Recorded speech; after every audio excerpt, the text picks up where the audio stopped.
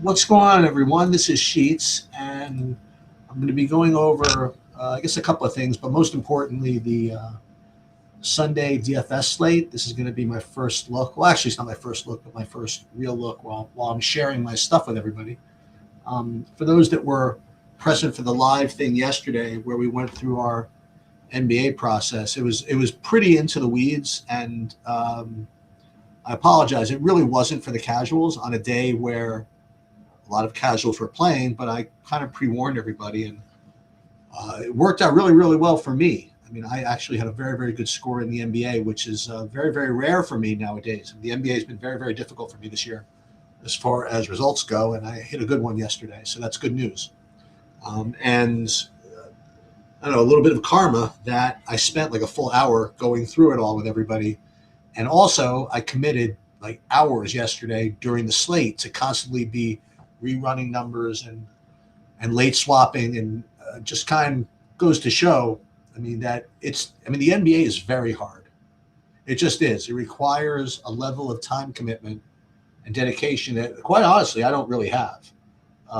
It requires you to be in front of the computer and constantly updating stuff during the entirety of the slate because it's a late swap sport that's very news driven. Um, Fortunately, yesterday, that being Christmas, I literally had nothing to do. So I was took care of some other business, and then I was locked in to DFS yesterday and was able to do what I needed to do. Now, I'm not saying that every day that I'm able to commit to it, I'm going to win, and I shouldn't pretend to suggest that to everybody else. But I will say that if you don't commit to that type of effort, you're really drawing sort of dead in the NBA. It's just way too much news, way too many moving parts, and way too many opportunities for people who are committing that type of effort to get the best of you. So if you are going to play the NBA, I mean, just know what you're getting yourself into. Yeah, so overall, it's been very, very good for us last forever, really, but especially in the last couple of weeks, had a couple of really, really good scores and continuing to learn from these processes, which are continuing to develop. I don't encourage you to go back and look and see how I did what I did yesterday. It's very, very. I won't say it's dry, but who wants to do that? Who wants to go and see how I built stuff yesterday using spreadsheets and all that stuff? It's really not very entertaining. But if you do feel like doing it, it is on the YouTube channel, the True DFS YouTube channel, I guess forever. So you can go back and check that out. But so to continue on this very, very packed week of stuff, we have the Sunday NFL slate, which is what we're going to go over today. There is a Saturday NFL slate, and we will do that. I'll do that live, I think, tomorrow. It's only two games, but we're going to look at the NFL slate to Sunday. And it's a very cool slate because there are two huge contests that are kind of driving the slates. One being this ultimate main event millionaire thing with a $3,300 buy-in, which I was fortunate enough to win a seat to a couple of weeks ago. So I'm going to be playing that. And then also on FanDuel, there's this WFPC Championship, which I won a seat to a couple of months ago, which is a $30,000 implied buy-in, which is really insane. I mean, think about it. I'm only have to compete with 99 other entries for, I think it's 500,000 for first. So maybe even a million for first. I'm not sure. Nonetheless, extraordinary opportunity. And the good news is, I mean, I don't want to consider this good news, is that it's a smaller slate because of the various Christmas and Saturday slates. So it's kind of easy to come up with something that's good. Now, it's not going to be easy to come up with something particularly unique that's good, but as you see, and we'll go through the projections, there are some very, very easy builds that you can make. And we're going to go over that from a hand building perspective when we get to the end of that. So what I'm looking at here is the SaberSim thing. And we're going to look at the game outlooks really, really quickly. Then we're going to get right into the projections, and you'll see the builds just kind of emerge. So Tampa, Miami, you'd think that's pretty decent for the Miami side, but you don't really know where this usage is going. I guess Irving would be a decent play running back, but as you'll see, there's just better plays. Miami, I don't know if anybody wants to trust Ewer as a quarterback, but he is really, really cheap. Um, and then you can always play A Chain, I suppose. I mean, he's always solid. But it's only a 44 point total. I don't know. We'll get back to when we get to the projections. New Orleans, Tennessee. Again, I've been kind of touting playing Saints games all season long, so I'll probably get a little of that with the normal guys like Olave and such. Tennessee, I was right about Tony Pollard last week, sort of. I mean, he did get 100 yards again, but he didn't run too pure as far as touchdowns go. Maybe we'll go back to him.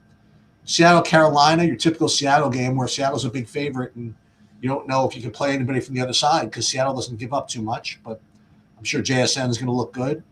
Pittsburgh, Cleveland looks to be kind of a slothy game here. New England Jets, 13-point total. You would imagine that somebody like Ramondre Stevenson is going to look good. Maybe Patriots defense. Jacksonville, Indianapolis, you have the Jacksonville Jaguars who are just freaking rolling right now, running into an Indianapolis team that just gave up a whole ton of yards to San Francisco. So I don't know what to make of that. I imagine Jacksonville guys are going to look good, and maybe even Jonathan Taylor from Indianapolis is going to look good against Jacksonville. Then you get to this Cincinnati Arizona game where you have a pretty healthy Bengals team who's been kind of putting up some good numbers against an Arizona team that gives up a lot. So I imagine the Bengals are going to look good. And Arizona always looks good as far as run backs go. I mean, Brissett looks good, usually. We'll get to it. McBride, etc. Then you're going to get to the real big chalk spot of the week with the Giants against the Raiders because you have Brock Bowers was ruled out. And you also have Ashton Genty having that breakout performance last week. So you have these two guys now that are going to be really, really chalky, I think. Three guys, really, that are really going to dominate the ownership and it's going to dominate discussion, that being Michael Mayer and Ashton Genty and Trey Tucker. So we'll talk about that. And then you have Philadelphia Buffalo, which, again, it's a game that could be a preview of something. I mean, these are two really, really good teams. The total seems a little low to me. But maybe these are not your grandfather's Buffalo Bills. Maybe they're not up for a 50-point explosion. But I don't know. They just put up a number on New England a couple of weeks ago. I mean, I don't know.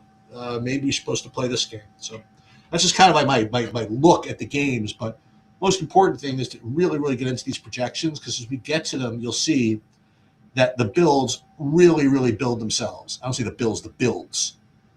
So, again, what you're looking at here is like my sheets, which are just kind of my takes on these projections.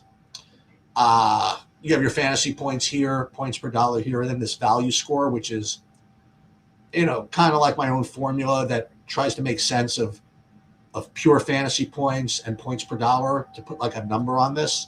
Now, again, I don't ever input this number directly into the optimizers or anything like that, but just to gauge, what looks good here and what doesn't, what kind of gap there might be. And the first thing that you'll see when we do this, sorting here through just Sheets value score, is that Ashton Genty is just popping. And this is DraftKings. I mean, this is a very, very strong projection here, 3.3x point per dollar, and 60 is a very strong value score the way I rate these guys. And he's going to get just crammed. 42% ownership. That could end up being low. I don't know. I kind of like the 40% projection. Actually, maybe it will be higher. We'll probably adjust that later, but he's certainly going to be the most popular running back on the slate. I mean, by a lot, and it makes perfect sense. So that's the first thing you'll notice, and then Jamar Chase. Again, we'll get back to quarterbacks in a second, but you'll see this all just kind of plays itself. You have Jamar Chase, who's the best quarterback. I mean, Jamar Chase, the best wide receiver on the slate. From just a Sheets value score perspective, which means you take into account both point per dollar and fantasy points, and he's going to be really popular. And then these are just your normal cast of characters. You have Trey McBride, who is in that good game. You remember Arizona, Cincinnati. You get this natural correlation here. And then you have JSN, who always looks good. And then the aforementioned Jonathan Taylor, and then I mentioned Ramondre Stevenson. And then you get to Travis Etienne, who's from that Jacksonville game I talked about. And then you're at Michael Mayer. So, I mean, you're at the key games. You would think just by looking at it, end up having the guys that are priced the best. So it does rate to be a very chalky, if that's the best way to describe it, week. And it's just a question of how much of it that you want to eat. I mean, even when you go down to some of these others down the list here, Olave, Jacoby Myers from the Jacksonville game, Chase Brown from the Cincinnati game. So all these players are coming from the same games. So one way to look at it is that, play, where you have your core, you play your big buy-ins here, and then you kind of let your various sims and optimizers just hopefully get you different in the lotteries or something like that. But it seems as though the concentration of good plays is very, very strong. Okay. Now, when you look at this in terms of point per dollar, it looks even more gross. I mean, look at the point per dollar projection I have right now in Michael Mayer. I mean, he's at 4x, and you never get that in the NFL. So, and then the next best point per dollar play you'll see is Ashton Gentry at 3.3x, and then you get down to Trey Tucker, and we're just looking at skill position guys, as the third best. So you have the three top point per dollar plays all coming from the same team.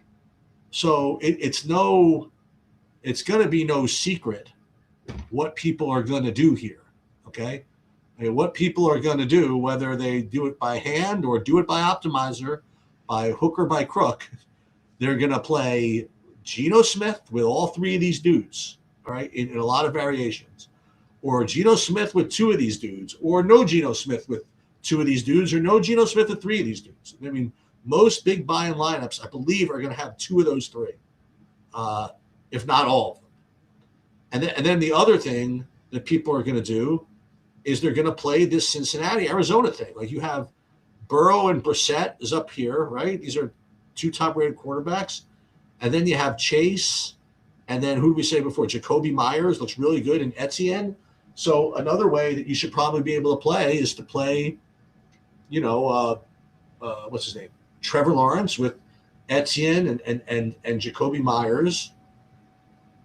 And then on the Indianapolis side of that game, you just go play Jonathan Taylor if you feel like it, if you play anybody at all. In Cincinnati, I mentioned already, with Burrow, Chase, maybe even Chase Brown. And then on the Arizona side, to run that back with Trey McBride. So this is a very easy slate as far as hand building goes. And when it comes to how you build some of these like bigger buy-in lineups, like that, like that FanDuel thing, I might not keep it like this, but look how easy you can do this. I mean, like, these are like all the guys that I mentioned. Like, you can play a Jacksonville with you can play Lawrence with three Jacksonvilles. You could play Geno with three Raiders. You really don't have to do all too much to get good lineups here. And it's the question of how different do you think that you need to get. And that's on FanDuel. I mean, you haven't gotten to the FanDuel projection, but it's very, very similar. So the question is how do you play? I think it's a very easy slate to hand build. And I think that you can 20 max and play these plays. I don't think you're going to be particularly different. So when that happens, you're going to have to, really get the combination perfect, or you're really going to risk duping. And it's very rare to have such a dupe risk on a 9-game slate. But I just think some of these builds are just so obvious. That's just what's going to happen. So with that said, I think that it's worth kind of running these things with SaberSim to see exactly what I would end up getting. So before I do that, let me just look at FanDuel just to make sure that there's no huge difference here. No, it's the same dudes: Genty, Chase, Stevenson, Etienne, Taylor, McBride, JSN. If you want a one-off, you can even play A-Chain here. So it's the same guys on both DraftKings and FanDuel, and I'm curious to see if SaberSim even is going to give me anything different. So let's take a look. Let's take a look at this. So let's go into SaberSim. will upload my projections, and I'm playing like all this stuff. I'm playing the lottery. I'm playing the, all kinds of other stuff. So it's going to give me a decent, you know, number of lineups here.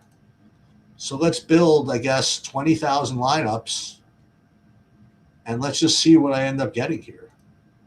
And this is as of Friday, so things are obviously going to change, and maybe you'll get some news that'll drive the slate. But boy, oh boy, this looks and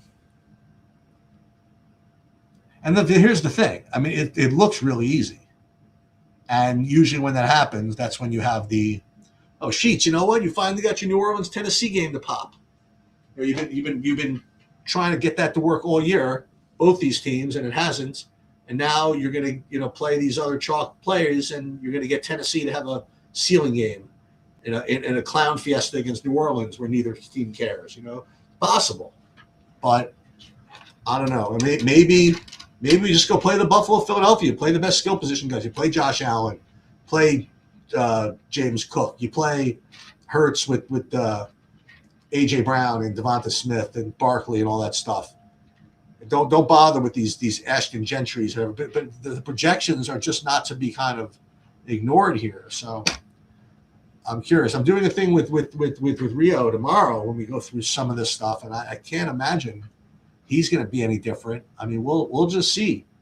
We'll just see, and I can't imagine Bobby or any of the top players are going to be different, except for the sake of being different, which I guess makes some sense, but it's got to be backed up by the numbers to some degree. That's why I like using Sabre Sim. This way, like instead of me saying, I'm just not going to have more than 40% Genchi, what I'll do is I'll just run it. I'll have it sim lineups against a field which supposedly takes into account how old these guys are going to be. And who knows? Maybe even with Genty being 40% owned, he projects so well in the Sims that you should get 100% of it. We shall see, and we're going to look at that right now. Now, what I did not do is identify particular stacks that I wanted or stack types that I wanted. It's as though so it's a little light turnout today, even though I'm on a couple of different streams. That's interesting. I guess people know that I'm running. It's so hot right now that you should probably fade me at this point. It's probably not the worst idea in the world. So look at this, McBride, Etienne. I mean, it's no different, right? I mean, these are the exact guys. Maybe Olave is a little higher up than I had thought.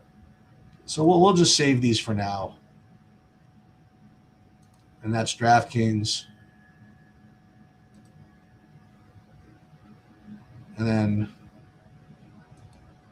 but it's good. At least I put it through the washing machine. You know what I mean? At least I gave it a chance. I said, you know what? Maybe I don't know anything. Maybe because their ownership is so high, we're supposed to stack. Who would we end up stacking? Who would be like the pit? I guess the Buffalo game. I guess that's what people would probably have me do if I wasn't going to play quote unquote the good plays. Maybe Tampa. I don't think the projection is going to get me to much New Orleans, except I was getting to all that Olave in the Sims. Pittsburgh, Cleveland. I'm not doing that. Seattle, Carolina. I mean, how does that game deliver? I don't know. I guess it could. Maybe that's it. You play like JSN, and you also play McMillan, and you play like Bryce Young or something like that. I mean, maybe he'll be the first guy to get fantasy points against Seattle, except for obviously Stafford.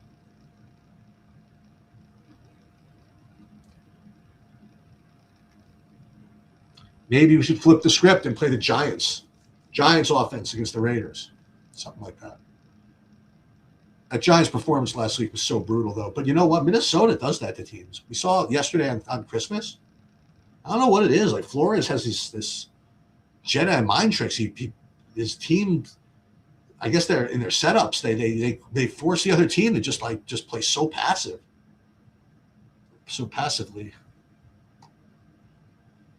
So let's see what the FanDuel looks like.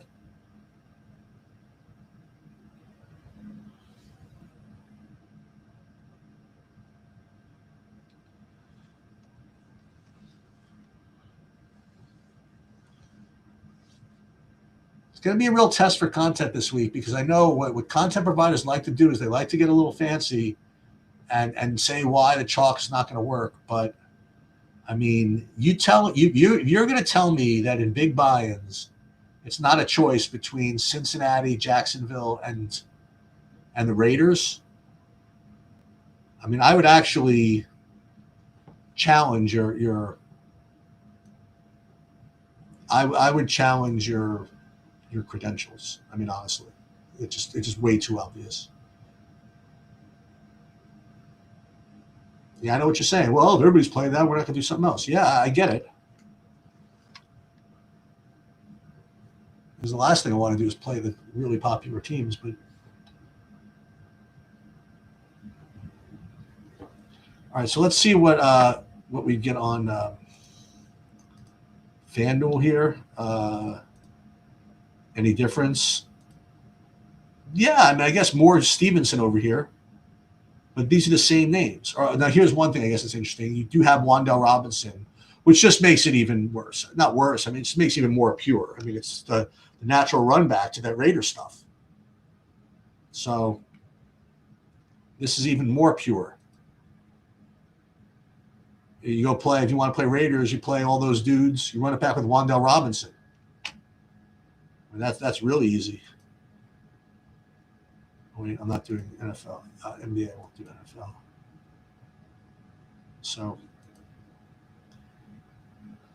So yeah, I guess that's pretty much all I had. It's kind of a brief look, and I don't know if Bob's going to be here Sunday with me, but curious to hear anybody talk me off of one of these three teams.